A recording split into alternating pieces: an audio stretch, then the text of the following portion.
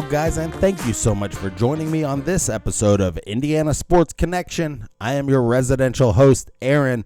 Today, we're going to talk about the Colts-Rams game that happened yesterday and all of the thoughts and things that I have about that and what the Colts are looking like so far at 2-2 and how are they going to right the ship going forward, or are they? Or this is just what they are.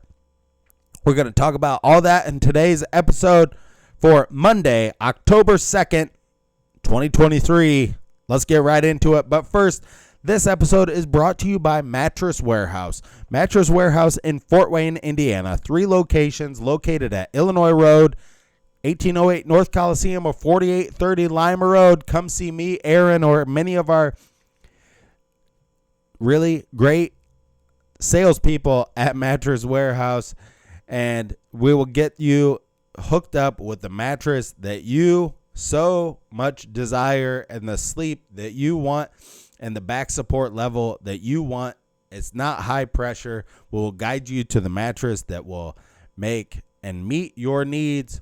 Come into Mattress Warehouse, our customer service, and we have most everything in stock at this place, and that holds us to a different standard than everybody else in the mattress industry. So come into Mattress Warehouse, check out our low prices. Come in today. All right, so yesterday we watched the Indianapolis Colts play against the Los Angeles Rams, and what started out to be a very, very disappointing game for the Indianapolis Colts.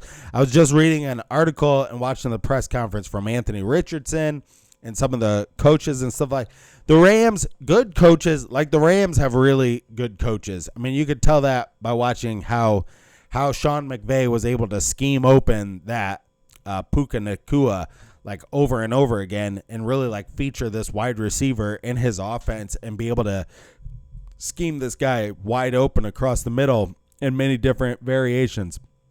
The Rams practically came out in this game and did the opposite of what the Colts might have thought that they were going to do. On the offensive side, I thought the Rams, because they abandoned the run so horribly, and they ran the ball really good. They had 161 rushing yards on the Colts. But when they came out, their initial drive, they came out passing the ball. Once they opened up the passing game, then that opened up the running game for them, almost like they did everything in the opposite way that the Colts thought they would. And that's what Anthony Richardson thought about the defense. Their defense really like showed the Colts some things that maybe they did not see on film or they just were not ready for. And so that really disrupted the play calling for the Colts in the first half of the game and just stymied the team nearly completely, because the score was like 20-0 at halftime, I believe. The Rams were holding the ball in the first half for long periods of time, and the Colts really didn't have a lot of opportunities. One play I'm going to point out that really sticks out to me even at this point in this game is the play that E.J. Speed had on the late hit out of bounds. That was a killer for the Colts. I mean, right there is a momentum spot in the game. I mean, first drive for the Rams, it's like 3rd and 6.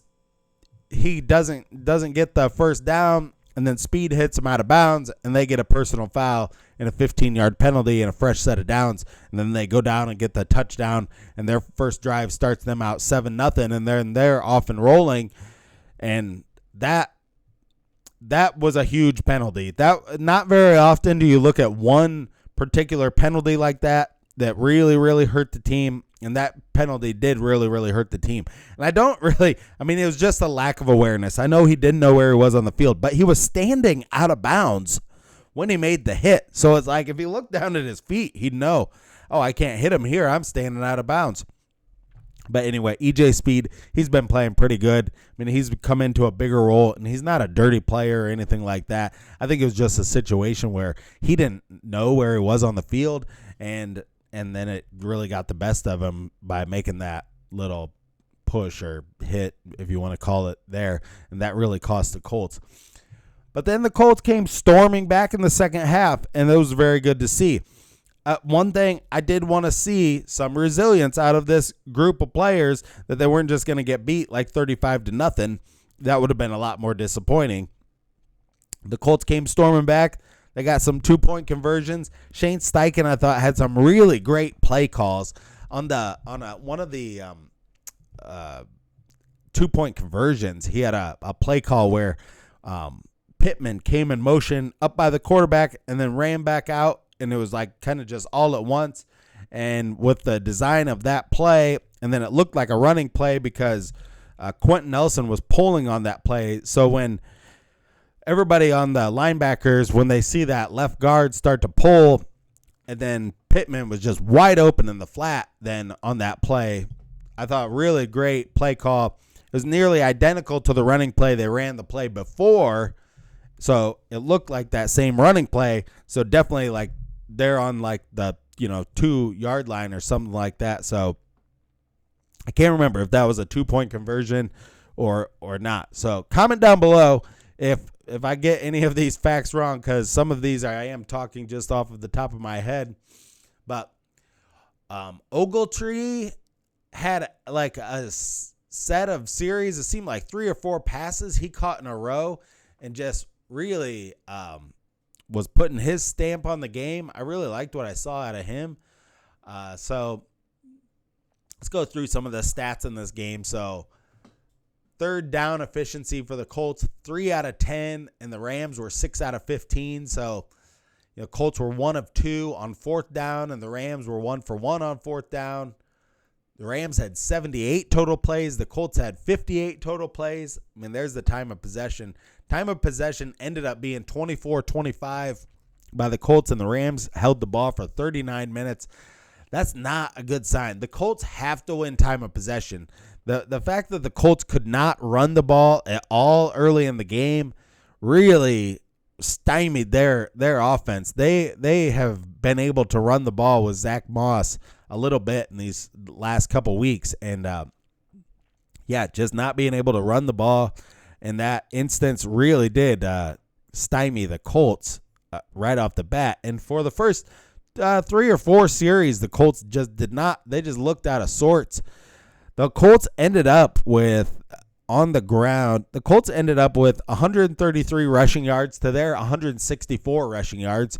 And in the second half, Zach Moss got going. He started running the ball. Yards per play, which I always like to look at because the Colts need more big plays. The Colts were at 5.7 yards per play, and the Rams were at 6 yards per play. Total yards, 467 for the Rams to 329 for the Colts.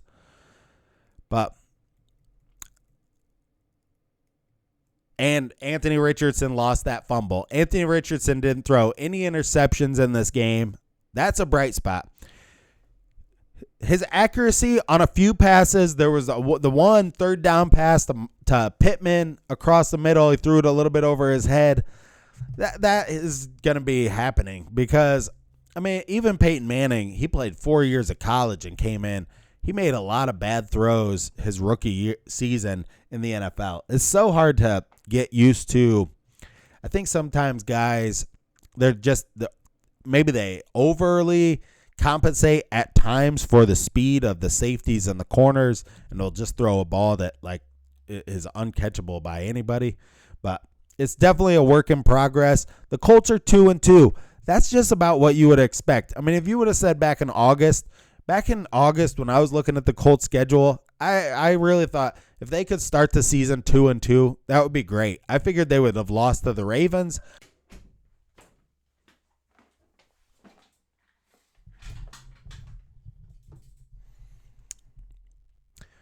But yeah, 2-2 for the Colts is just, it's not terrible for what we had last year. A new quarterback coming in, a new coach, considering all the things. The Colts have a very weak schedule.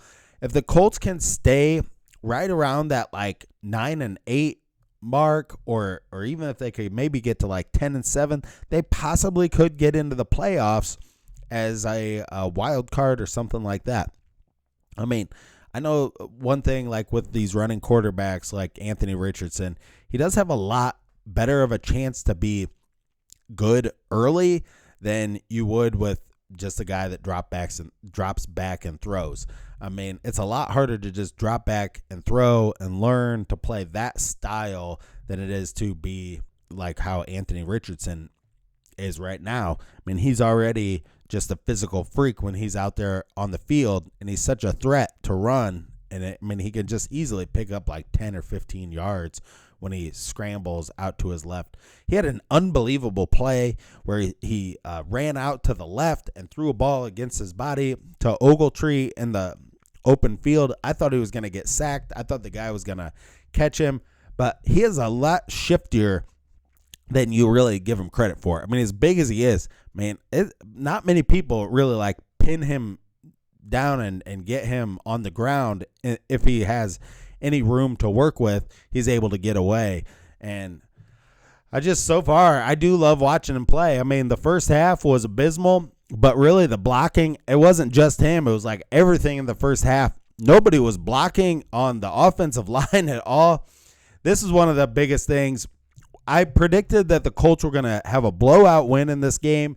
And then once I saw that Bernard Ryman was out and then Ryan Kelly was still in concussion protocol. Also, we have Quentin Nelson dealing with a toe injury and Braden Smith dealing with a hand injury. So all of that being said, it's like all of your 5 offensive linemen, the 2 that are playing have been a little bit banged up, and the 3 backups, well, Will Fries is in there at right guard, but so I was just getting not the greatest feeling about this game as it got closer and closer, being that Ryman has made huge steps, and I think that really did affect the Colts running game until a guy like Freeland that has never made a start at left tackle, it's going to take you it might have taken him a half to just get used to, and they were lining up Aaron Donald right in front of him. So you want to be a guy who's never started a game, then you have one of the best defensive players of all time lining up against you. It's going to be a pretty rough day, no matter who you are.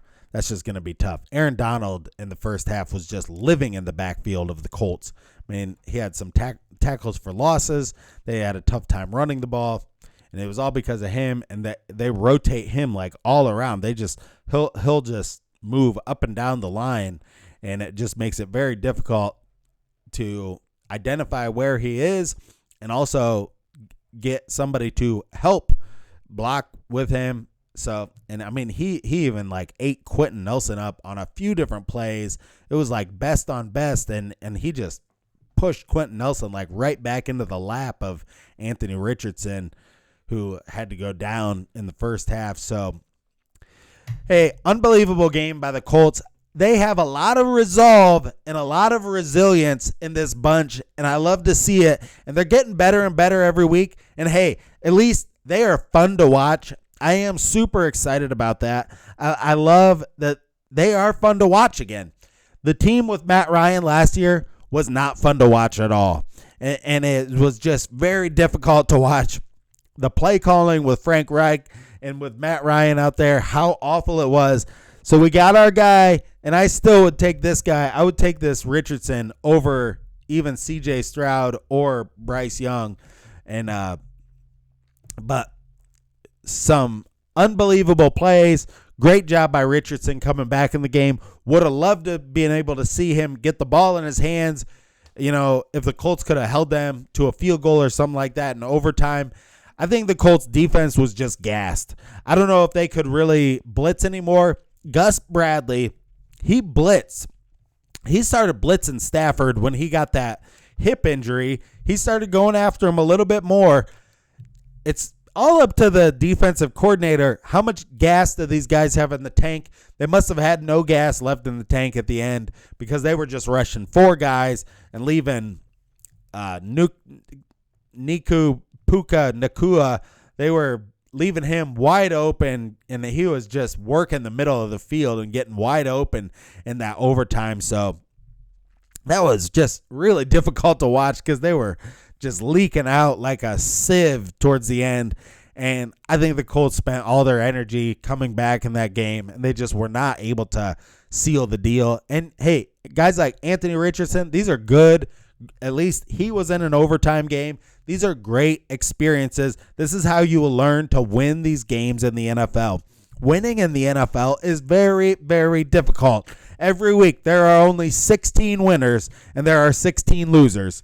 And at the end of the year, only one team gets to win the Super Bowl. So it is so, so difficult. There are high-end teams like the Buffalo Bills that aren't winning the Super Bowl, that their fans expect them to win the Super Bowl. And that's just how the NFL is. It's super competitive, and it's going to just be more and more difficult. But I can see Anthony Richardson, watch his press conference. It is on Colts.com. He is wise beyond his years. I love this guy. He is so upbeat. He is just very...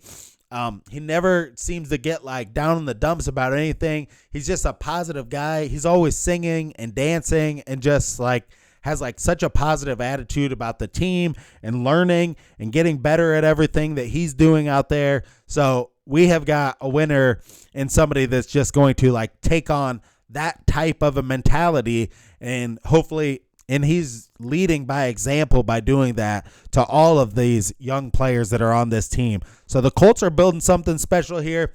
We lost this week, but we are learning out there, and Anthony Richardson is learning a lot, and the Colts are just at 500. And so we're just going to have to be satisfied with that, you know. Look at a team like the Chicago Bears. They are very close by. I always like to look at them too. And I have a lot of friends that are Bears fans that live in the region or live in the Chicago region, and they are absolutely awful. And I saw them putting tweets out and things like that about Justin Fields looking like an MVP, and they were downtrodden on the Broncos. Then the Broncos ended up coming back and beating the Bears in that game. So, hey, let's think this out there, Colts fans. We're not the Bears. That's all I have for you today. I'm going to make another video tomorrow, get more in depth about the Colts, and just we'll talk more about like what's going to happen with Jonathan Taylor this week. I'm just kind of like watching like day by day because he will definitely help the Colts. The combination of him and Zach Moss will definitely help their running game when he gets back there out there on the field.